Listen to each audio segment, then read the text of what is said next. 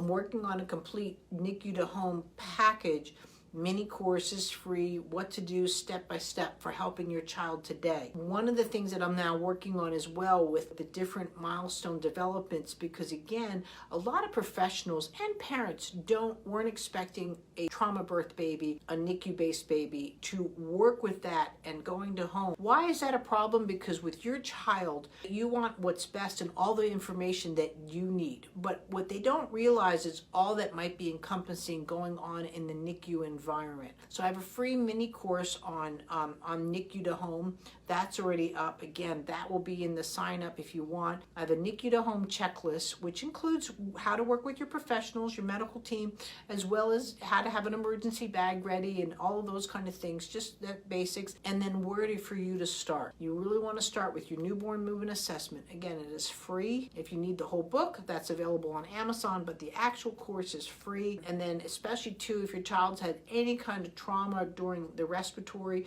my breathing course, again, is free. You need an action plan when you've had a NICU baby. And now, again, too, your NICU baby might be 5, 8, 12. These are still great tips that you want to go back and make sure your child has a good foundation in these areas that maybe were looked or overlooked at that time, and now you have these resources available. Please go and sign up today and get the information that you need to help your child, because you can start at home. I'm not trying to negate any professional in your life, right? You need your doctors and your medical teams, especially when your child still has medical complications based to their birth delivery process, their genetics, wherever was going on there. The reason why you might have ended up in the NICU. A lot of kids who've left the NICU, they feel that they're medically stable, and that's great, but we still have to work on those foundational movements.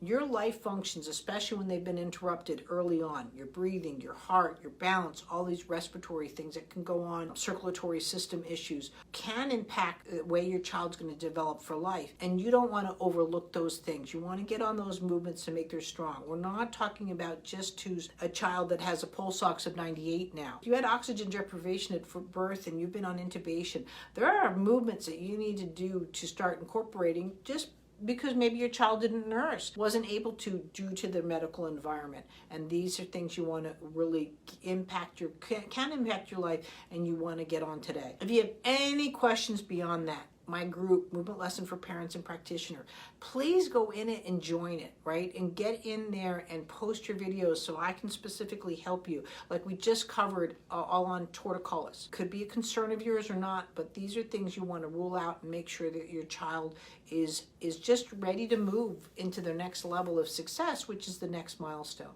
So again, thanks. I'm going to post that up right now.